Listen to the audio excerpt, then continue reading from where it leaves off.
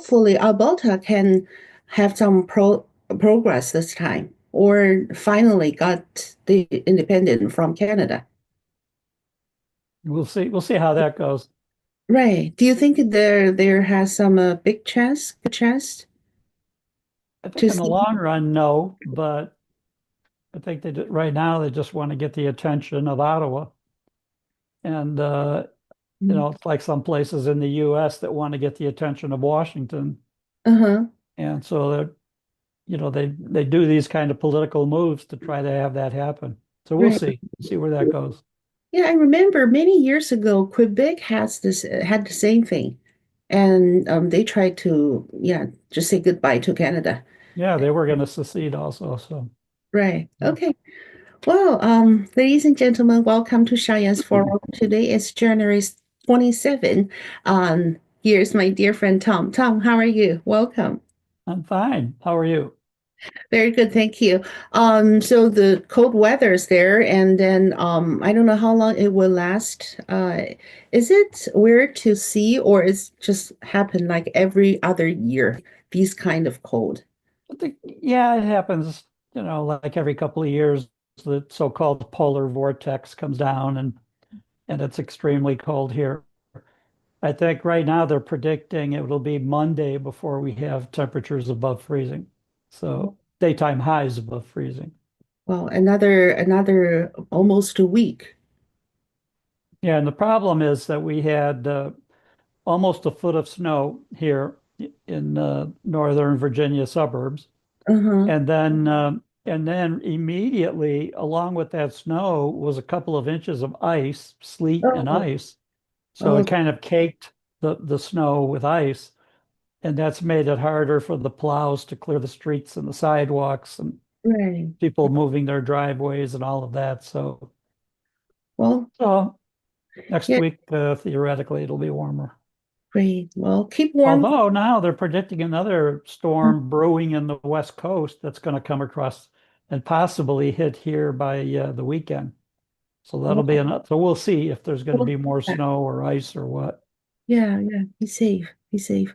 Yeah. Before we start our topics today, I'd like to introduce Tom to our audience.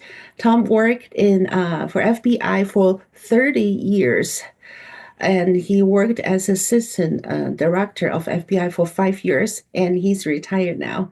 Again, welcome, Tom, and thank you for Thank coming to you. the podcast. Yes, and we're talking about a huge issue right now. It seems it's getting better, the situation in Minnesota. So what we see here is after talking with President Trump, Governor Walz started to cooperate with him, and now the state police moves to arrest the protesters. So, what do you think changed his mind? So, what made the changes?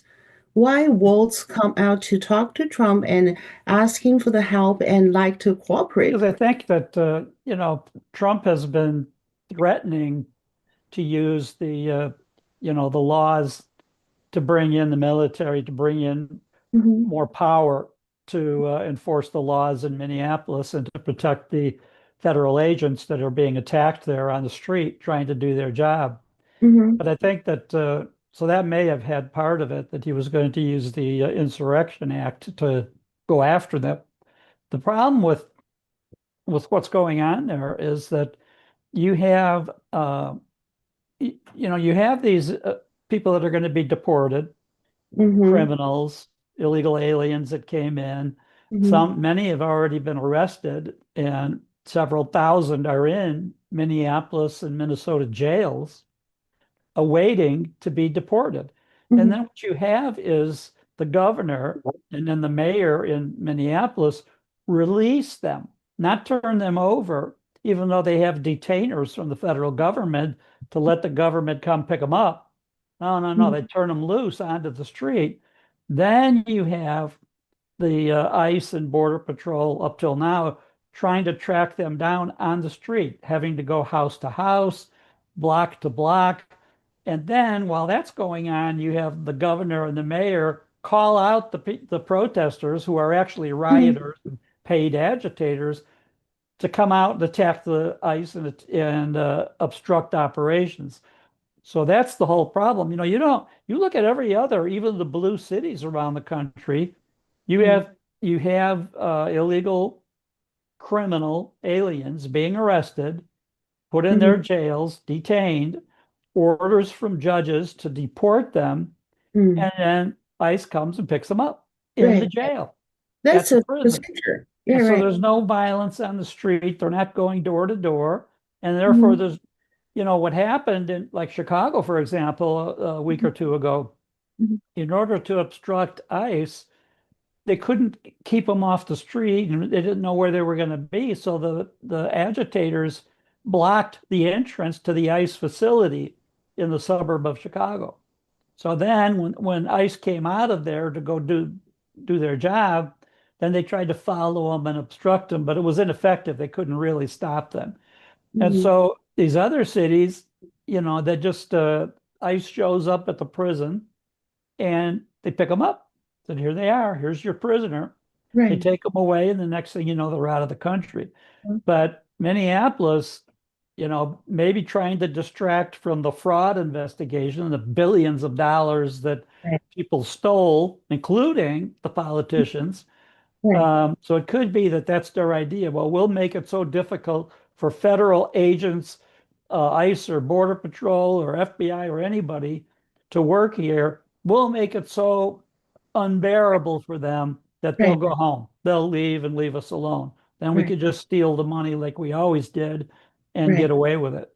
Right. So, and I think what happened is it became clear especially following the conversations yesterday with the governor, the Mm-hmm. mayor, and President Trump, that Mm-hmm. he's going to send in Homan and he's going to straighten the place out, whether they like it or not. So they better start cooperating and they Mm-hmm. better start making it safer for the ICE agents and Border Patrol to operate, to pick up Mm-hmm. these bad guys without having to be on the street with Mm-hmm. all of these agitators throwing bricks and rocks and Mm-hmm. and obstructing them from doing their jobs. So I think that we'll see.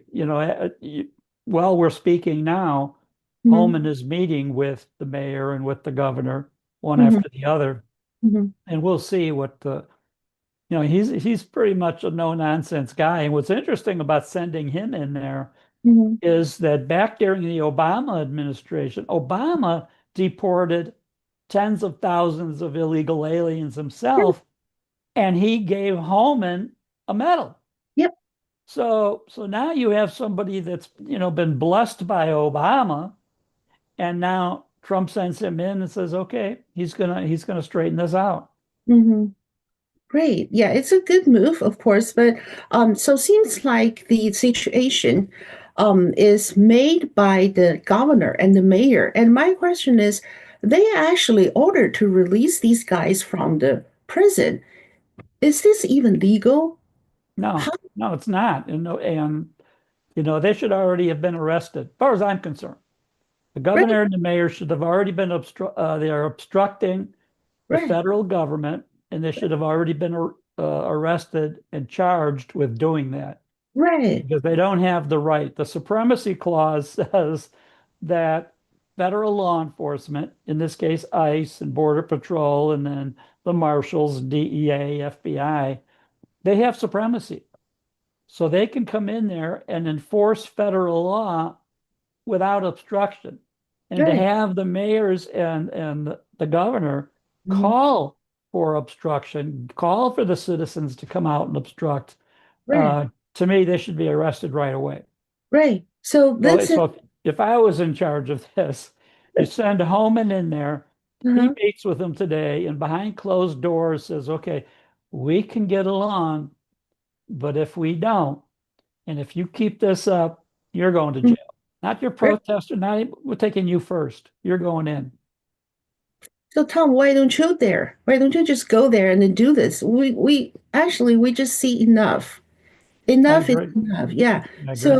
So then why lots of people asking why DOJ is not move forward to arrest the governor and the mayor. Remember you mentioned that the other blue city mayors are looking in Minnesota.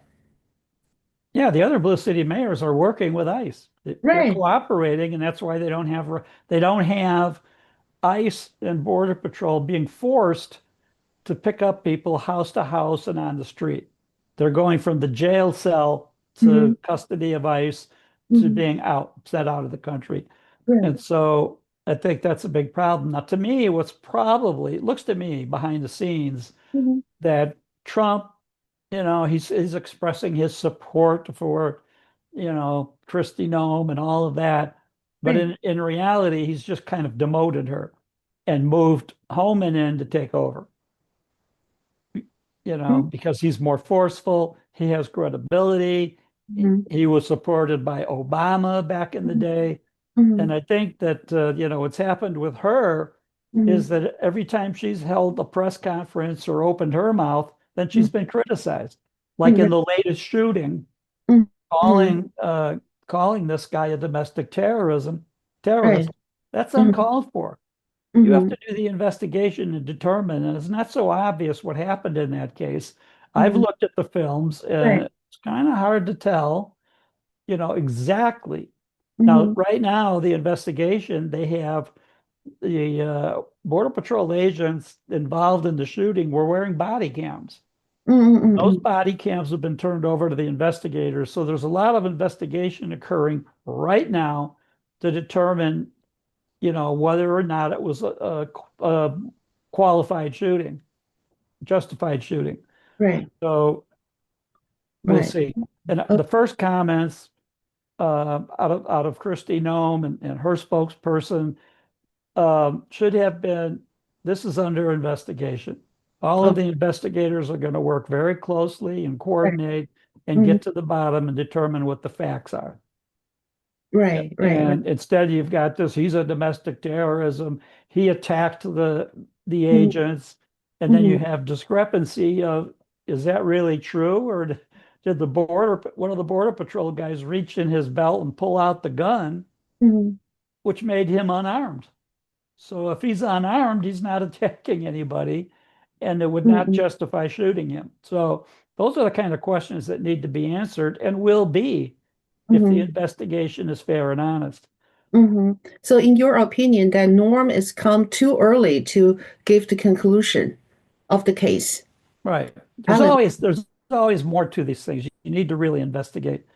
Right. And you know, I was after retiring, I was a commentator for CNN, senior law enforcement for 10 years.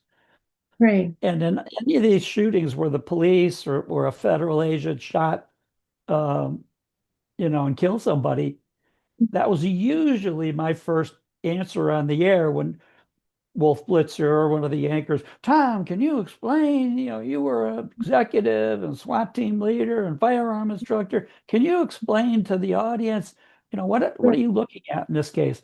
And Mhm. most of the time, the answer would be, we need to investigate it. We need more time to know exactly what happened here. Now, some Mhm. cases it was clear and it didn't take much.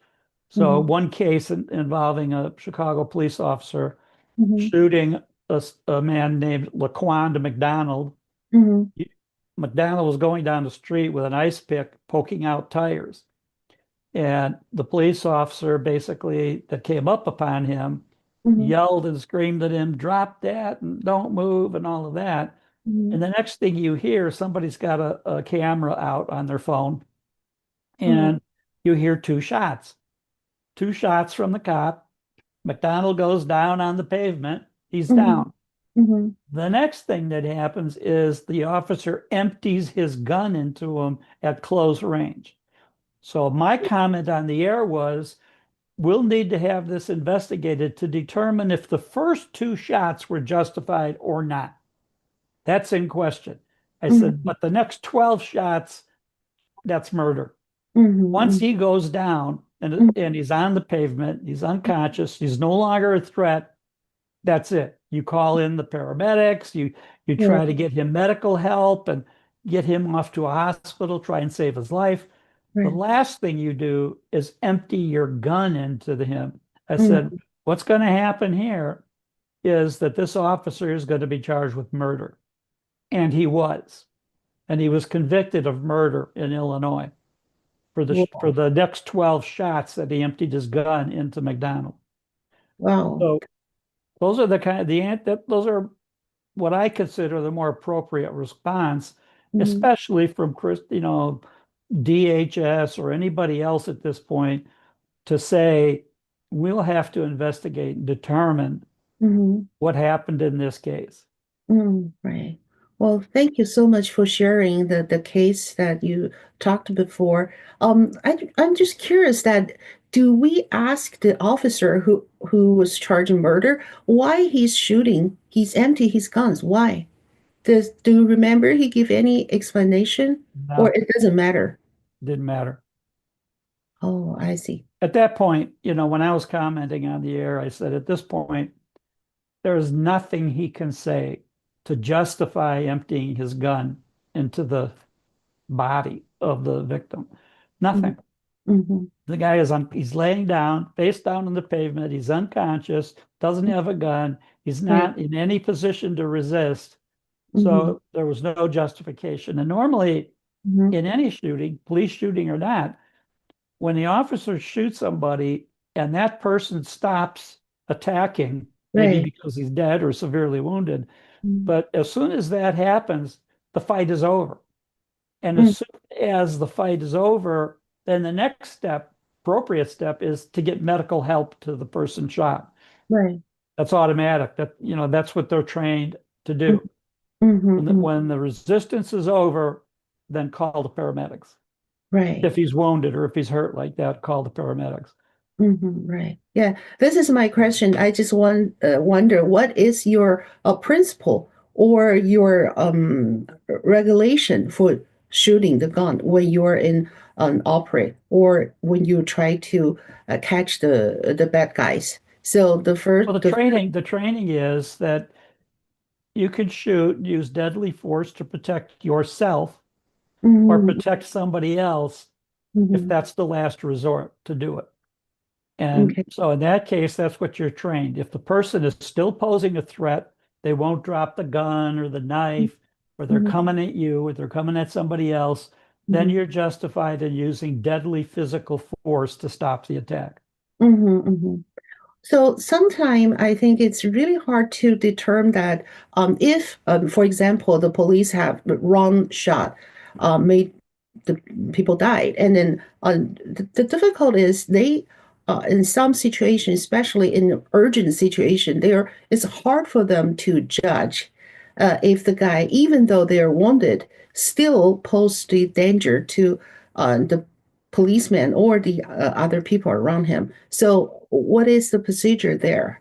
Well, If that's what the investigation needs to try to determine okay, was the threat neutralized? mm-hmm, So if the person posing the threat is no longer in a position mm-hmm, to be a threat, then that's it. The fight's mm-hmm, over. mm-hmm, mm-hmm, So you don't get to extend it unless the bad guy extends the fight, unless he rolls over, pulls a different gun out, or does something to maintain the attack. But if he doesn't, it's over. mm-hmm. So, for example, if a guy, the police catch the guy and have the guy just raise your hand. But he did not raise your hand. Instead, he put hand in his pocket, tried to pull out something, and then the police shoot him, and he died. And then they found that he has no gun, no nothing. Well, So what what is the the? legal requirement is at the time the officer shoots, Mm-hmm, did he have a reason to believe his life was in danger? That the bad guy was posing a threat? And if that guy is sticking his hand down in his right, pants and acting like that instead of surrendering, then if the officer thinks he's in danger, because it would take a microsecond for the bad guy, if he did have a gun, to pull it out and shoot. right, So right. that's why. You don't stick your hand in your pants or in Mm-hmm, your belt or in your jacket or any of that mm-hmm, if the officer is ordering you to surrender, mm-hmm, mm-hmm. whether it's hands up or however it's Right, happening. right. But if the guy acts in a manner that's very suspicious, Right. and the officer shoots him, if the Mhm. officer could say, I was afraid for my life. Right. I Right. felt he posed a threat. He was going to pull the gun, and I didn't want to wait and see for the gun come out and start shooting. It's too late. Too late. Right. Right. Wow. So it's not easy to be a police. It's a lot of strict to them. And talk about the case that happened, I think a few days ago, Alexander, the nurse. What do you think? What do you think about the case? You see the video, right? What happened there? What do you feel Well, or what? even there, it's still hard to tell in Hmm. the scuffle that they're having. Hmm. Hmm. To me, it still needs to be investigated. Now, I understand, and I've seen reports where they say the officers involved were wearing body cams, Hmm. and they've been turned over to the investigators. So that's what we'll have to see. Did he have a gun? Did he pull it out? Or did Hmm. the other cop pull it out? Hmm. Or did one of the guns discharge accidentally? Because that always starts a barrage of bullets. Hmm. So again, that has to be investigated. Now, Right. it's interesting. Back in the day, when Hmm. I was an FBI executive and a Hmm. firearms instructor and a SWAT team leader, Hmm. the FBI, was the lead investigator in police shootings. Right. Because if it was a denial of civil rights of someone, and that was the accusation, Hmm. um, actually it was, violating civil rights under color of law, Hmm. meaning you're wearing the blue. If Hmm. you deny somebody their civil rights, the federal law against that. Hmm. So normally, and I remember being at Ferguson, Missouri, as a commentator for CNN. Hmm. And one of the interesting things that I pointed out there, which has always been true for a long time, Hmm. is that when the crowd start after a shooting, the crowd start gathering and the tension is high and there's going to be a riot. Hmm. Then, when the government would announce, okay, the FBI has opened a civil rights investigation and the investigators are on their way. That Hmm. was it. Yeah, The people. public was satisfied that there's going to be justice. They Hmm. trusted the FBI to come in, and Hmm. they would bring agents in, we would send agents from other cities around the country. We didn't have if they're working hand in hand with the police there, we don't Hmm. have them do the investigation.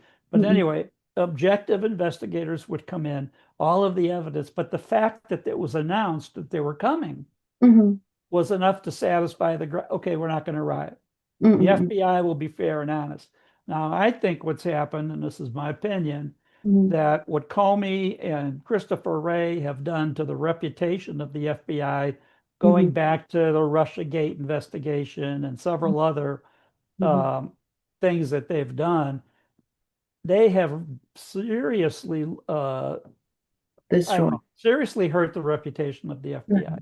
So Right. that's why now the fact that the FBI is going to come in and investigate these shootings, I don't know. You don't see everybody saying, "Oh, that's good news. We'll wait and see what they find." Hmm. Right. It's almost like we don't trust them anyway. We don't trust anybody. So if you look Yeah. at it in a case like these two shootings, who would you trust? Who should do the investigation? Are the rioters going to trust the Minnesota State Police Hmm. or the Attorney General of Keith Ellison or any of those people? No. Hmm. So the next logic is which federal agency should do it? Well, normally in the past, it's been the FBI Right. under the civil rights statutes. And in this Hmm. case, the Deputy Attorney General for Civil Rights is Harmeet Dillon. She has a Right. tremendous reputation.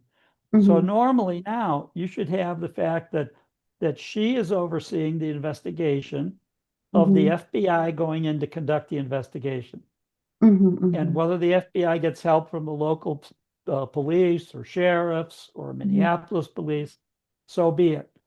But the Hmm. main investigation, the main gathering of the Hmm. facts, I mean, is going to be the FBI Hmm. under the close supervision of the Deputy Attorney General Harmeet Dillon.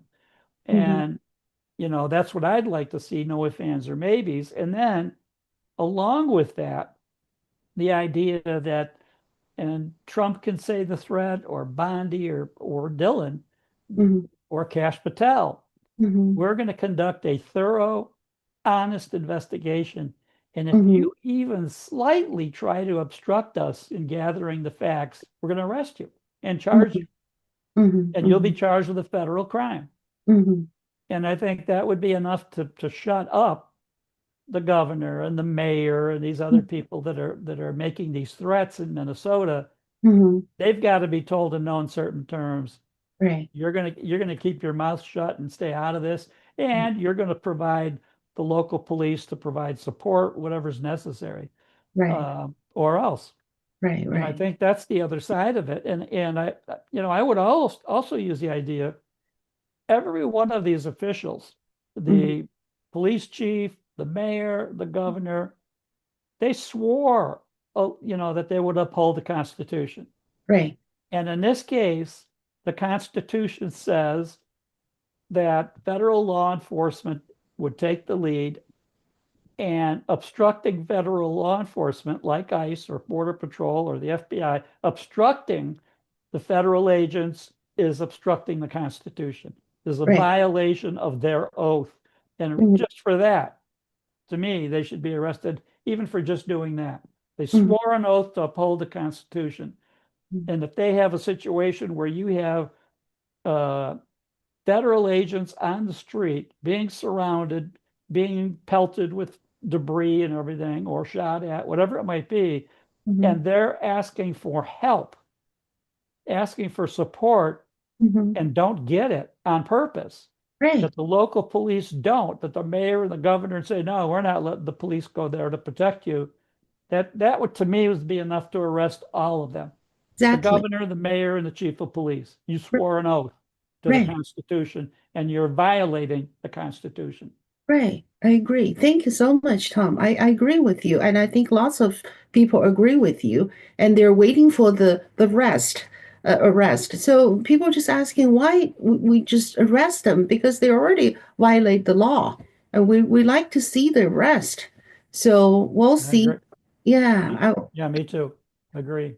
It's kind of disappointed if we do not see any arrest if they keep doing that, because then nobody cares. Nobody cares about the federal law, and nobody cares about Constitution. Actually, No, and I think President Trump has been way too patient in this case and given them so much. I had mentioned this last week hmm that many times the strategy is give the bad guys enough rope to hang themselves. So they keep doing bad things and make it obvious. They've gone way beyond having enough rope. I This agree. has I gone agree. way too far.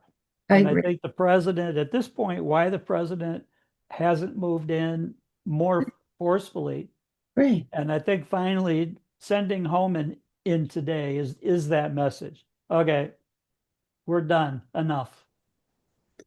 The rope is too long. It's enough to not only kill themselves and kill other people too. Yeah. And I Yeah. don't, and I don't think Holman is gonna, mince words with them or be mealy mouthed or gee, it would be nice if you He's guys the would guy. help. Yeah. I think, you He's know, he's help or else. he's tough Tom, just like you. Yeah. So yeah, when this is one side of the Minnesota situation, and the other side is people are thinking, or they already have some leads about the bad guys. They're not organic growth. They're not just be there Right. and yeah, they are highly organized, and Yeah, they and have supported, good financially supported, logistically supported. right. Exactly. Right. So what we can do on this part, I think this is illegal, right? We need to arrest them. We need to find out who support them financially and skillly. So is there anything that we can do? Yeah, no, Because I think they should be arrested. And even if they get prosecuted and get acquitted, that you have a jury decide, oh, gee, I don't want to convict the chief of police or the mayor or something. That's fine. But look at the message that would send to the rest of the country right, that we don't care if we lose the case. You're going to have to defend yourself. You're going to be under arrest for a federal crime. right, And now you're going to have to, find a way to defend yourself and convince a jury Hmm. that that should happen. And I think the other thing that's been put out, I believe, false information that, oh, all these people want ICE to go home and all these local people. I think the people in Minnesota, the majority support ICE and support this. They Right. don't want all these criminals on their street. They Hmm. don't want all of this, even Hmm. though they vote liberal and just like the people in Chicago keep electing all these idiot Democrats to run the city. Same Hmm. thing.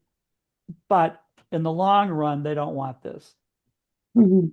Right. I agree. I agree. So, um, I know that four different committees from Congress are investigate one guy. His name is Singham, and so far they find out that he actually put a lot of money for this kind of network, and even every single organizations got the money from him. And the total money from 2017 to 2023, he put $275 million to this kind of activities. So the Congress has started to investigate him, or at least try to understand what's going on there.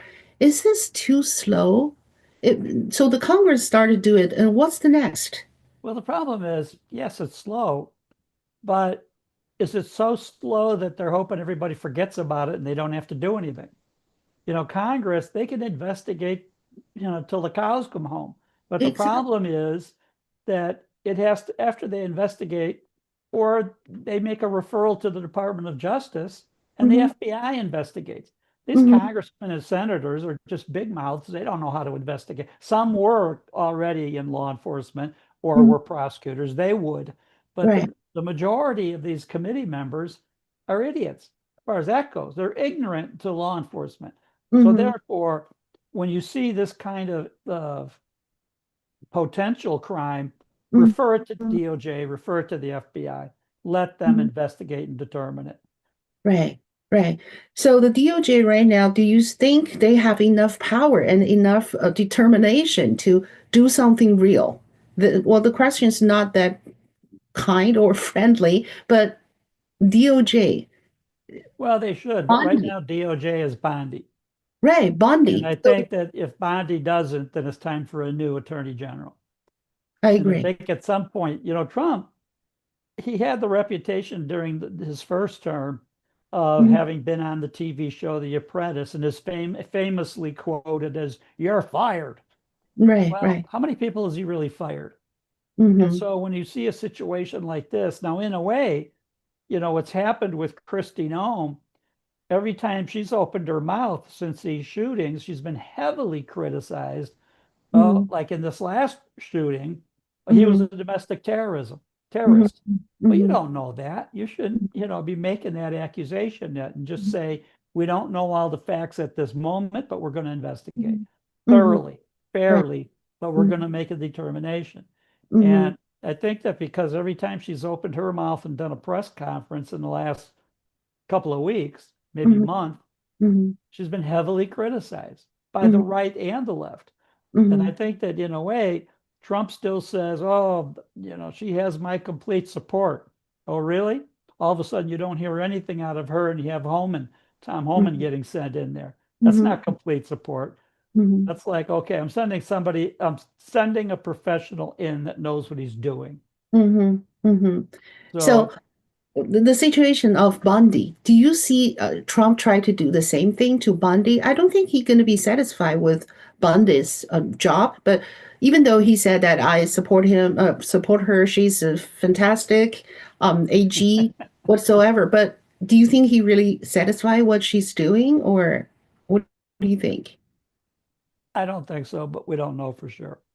Right, But I think at some point, uh, enough will be enough. right.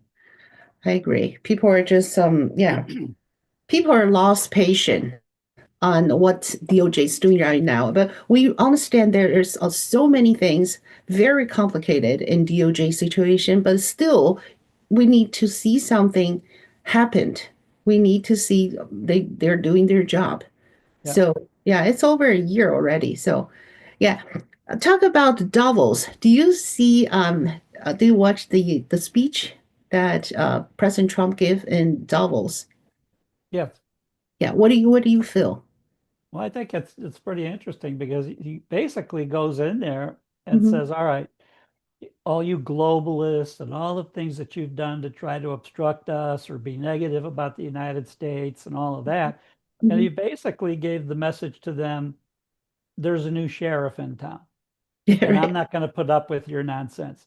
The Uh-huh. EU, Uh-huh. and what's interesting is that the head of the EU has Hmm. since come out and basically told his European colleagues to shut up Hmm. because we can't defend ourselves. We need the United States. We need Trump. And Hmm. he knows it, and we know it.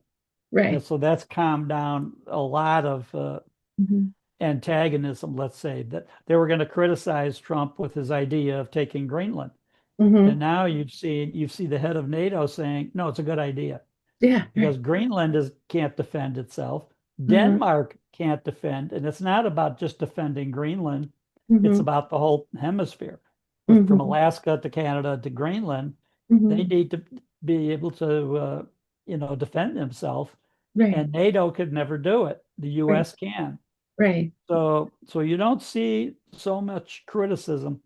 And in a way, some of the EU leaders at Davos just made idiots of themselves, Hmm. starting with Macron in France. We're going to defend Greenland. I'm going to send three Uh-huh. soldiers, and the next country, I'm going to send five, and I'm going to Mhm. send four. And Yeah. so when they added up all the soldiers that the EU was going to send, or NATO was going to send, it was what, 30, maybe 35? 35? Yeah, Yeah, 35. they're going to defend Greenland Uh-huh. Right. from the Yeah. US. That was the idea of it. They're going to prevent the US from going in there. Hmm. No, they're not.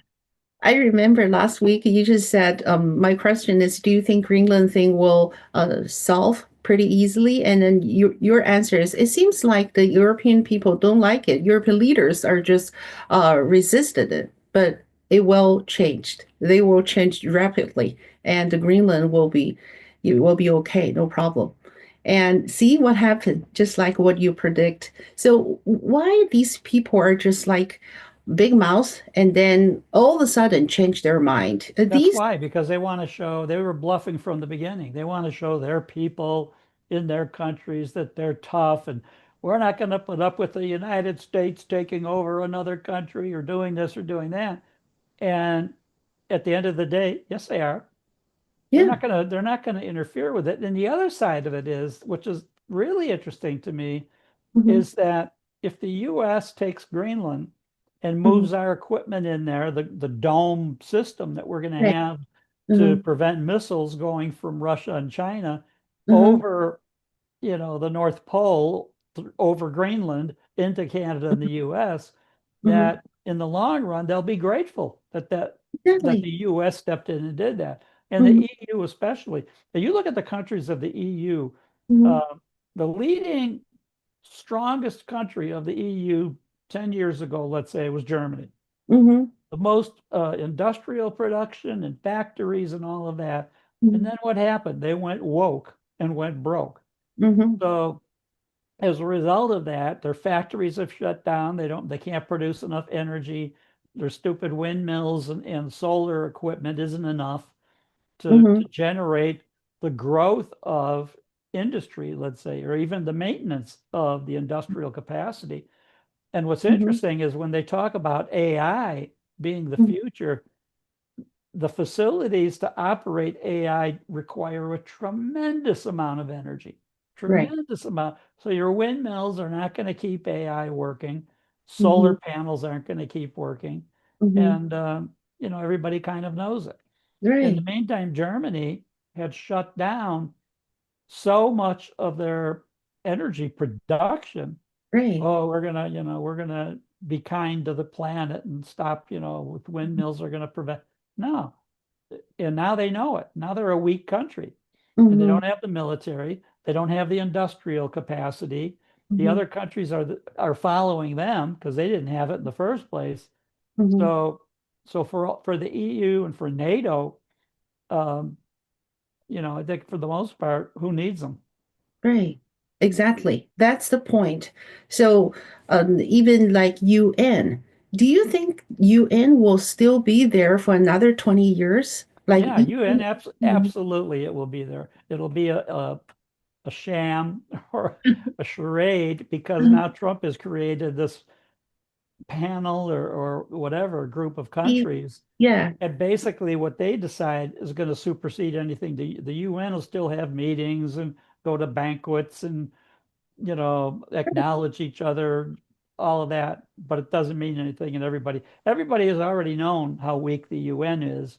right, And now Trump just really, really, he iced them out with this new right, agency that he's created. There's a new board, peace right. board, or whatever he's calling it. Yeah. And, so Trump, every time the Europeans or other countries turn around, Trump has come up with some new angle that just Mhm. shuts them out and makes them Mhm. look totally ineffective, which they are. Right. So do you think the world is now start a new era which can call Trump time? Do you think it's the time? I think so. Now, I Yeah. don't know if they'll call it that. Trump, Trump they can't time. put Trump's name on it. Oh, that's bad. Even if it is, even if Trump's responsible for it. Right. But, what Trump has done, you talk about the Make America Great Again. Well, Uh-huh. all of that's exactly what's happened. And Right. these other countries have to acknowledge that they cannot protect themselves. The Right. EU countries know that they don't have the military or intelligence or anything or industrial capacity anymore Uh-huh. to sustain their own support. Uh-huh. And now they're looking at the US, and what Trump has done is made it look like what you've had, I think, for a long time is the United States props up all these countries. Mm-hmm. They keep these institutions running like the UN or NATO or whoever else. Right. And I think what Trump has been able to do, Mm-hmm. especially when he makes his speeches at Davos, is Mm-hmm. he's basically saying, okay, we're the ones doing all of this. We're the ones responsible for your protection. You're Mm-hmm. not able to do it. So Mm-hmm. basically behave Mm-hmm. and Yep. play ball with us, support Right. us, but we're going to Right. do it with or without your support. Mm-hmm. Right, right. Well, the very interesting thing to me is before Trump's speech, European people, I mean, European leader or the NATO say, no, no, no, you cannot take Greenland. We all have to share, and oh, no, no, we will give it to you. And right after the speech, within about 6 hours, they totally changed their tone. So I'm just kidding. I'm just thinking, are you kidding me? Why are you just saying that like a strong word? Resistance from US, and after the speech then you just change your mind totally. So I don't know what I they're don't think they doing. changed their mind. I think they knew that from the beginning. So why they just saying that like they Well, are I super think they're trying to hero? show off for their own people in their own country and pretend like we're still strong, beat on their chest like they're Tarzan or something. And in reality, they're not. And No. Trump has kind of, put a hand out to them saying, look, we're going to do this. We Hmm. want your support. We Hmm. want your help. We'll help you. Everybody will, get along and help each other. Hmm. At the end of the day, they know they can't fight him. Yeah. They can't fight, and now the strength of the US is unquestionable. Yep. So I think it's a good thing to Europe leaders and to NATO that they finally they admit the reality. So this is Yeah, the because first Trump step. he's destroyed them, the World Economic Forum and Right. all of this globalism and all of that. Right. It's no longer relevant. Right. Thank you, Trump. He did that. Right, right, exactly, exactly. And the last question, I just wonder if you know what happened in China these couple of days, and what do you think is going to affect the Taiwan situation, the global situation, the China military power? I don't know. The question with China has always been how powerful is their military? So they fly all these jets over Taiwan. Right. Okay. Mm-hmm. But even China has been admitting, either publicly or half publicly, for several years now, that they're suspicious that their military can't fight, that they're not capable of waging a real war, a Mm-hmm. real attack. Mm-hmm. And And that's the other question is, are they Mm-hmm. capable of taking Taiwan? Mm-hmm. You know, maybe not.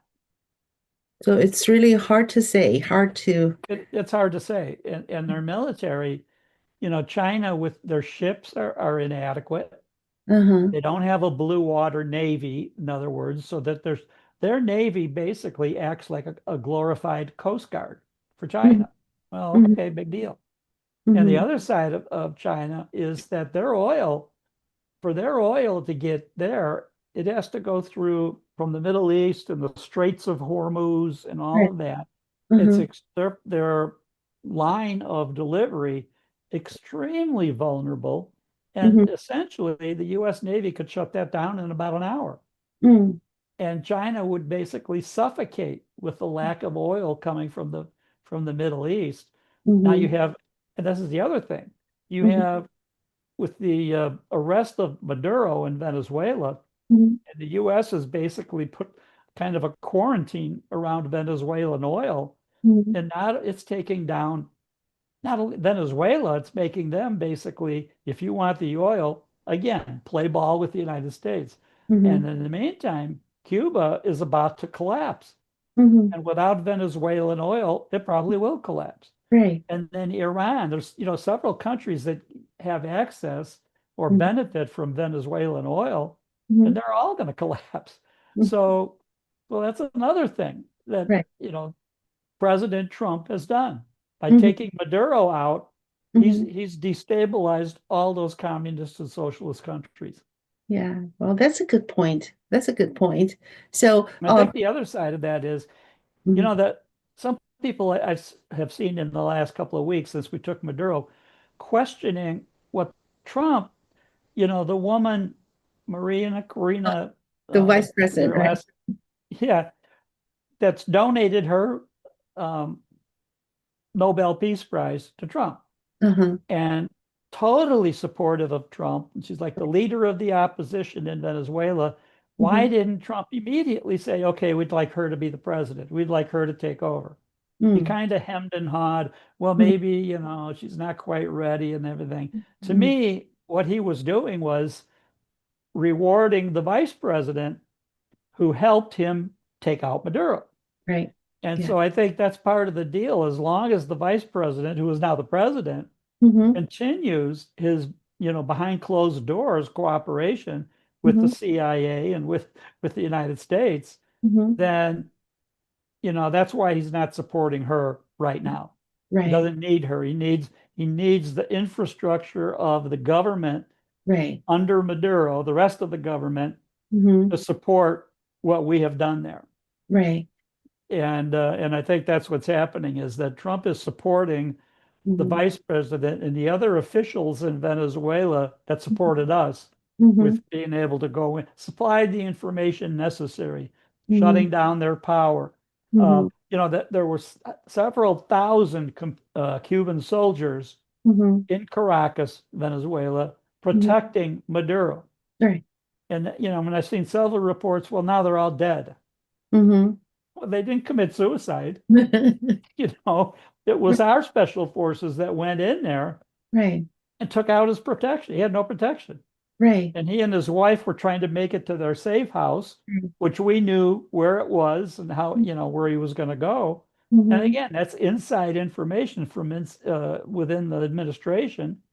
Probably the vice president telling us, well, here's the address and it's 2 floors up and here's Mm-hmm. here's the safe house. We know everything, every So we detail. knew everything. Yeah, we knew everything we needed to Mm-hmm. shut down their power, shut Mm-hmm. down their air defense system, Right. turn off his bodyguards and protection and Air Force and Navy, and Uh-huh. then just go in and get them. Right.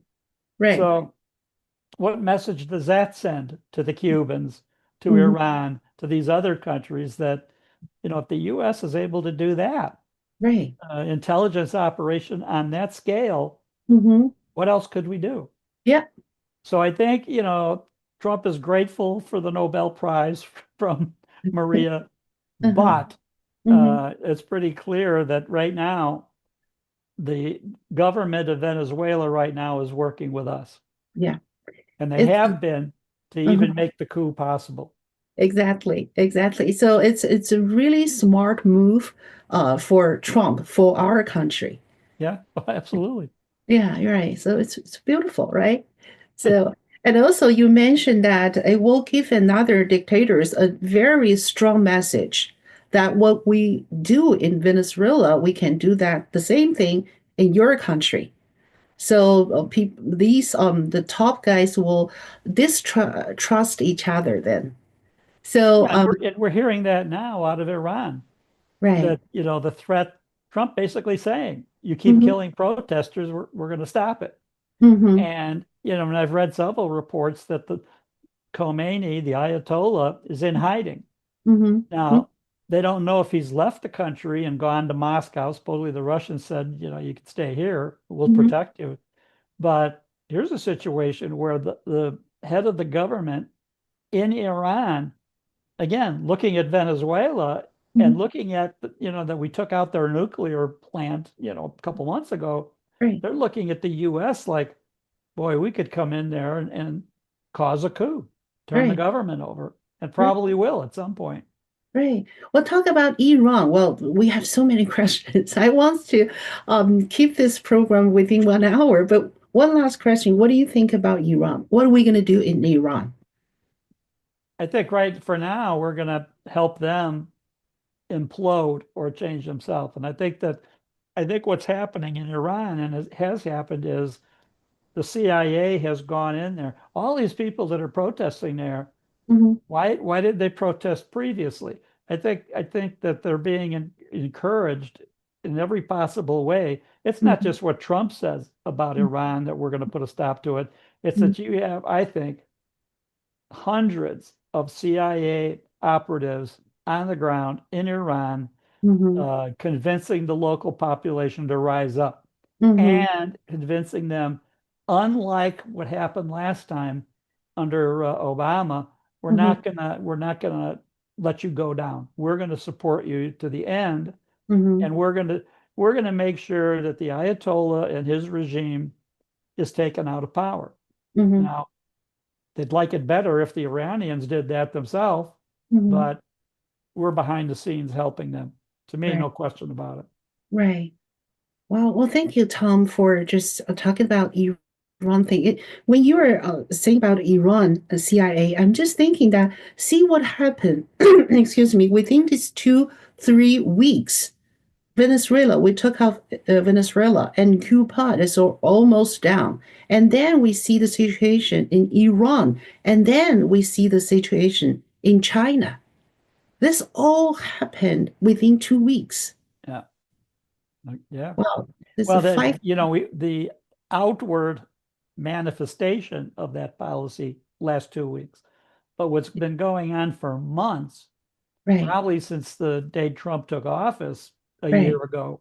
right, I think this is already, I'm sure that, he's got his people running the CIA, right, and I'm sure they got their marching orders months ago right, that we're going to want to turn that government over. And the best way to do it is going to be with the people. right. Even if it means, like right now, estimates 40,000 people have been killed Mm-hmm, by the Ayatollah and his people, all of that. But the fact that almost every city in Iran, it's mm-hmm, not just protesters or agitators or rioters in Tehran, it's all over the country. And the mm-hmm, fact that that's happening, and the local leaders of the people are being encouraged to riot right, and take on the government, to me, that's classic right, CIA. right, right. So it looks like a 5D chase. Yeah, Yeah. yeah, Oh, thank you so much, Tom. Thank you.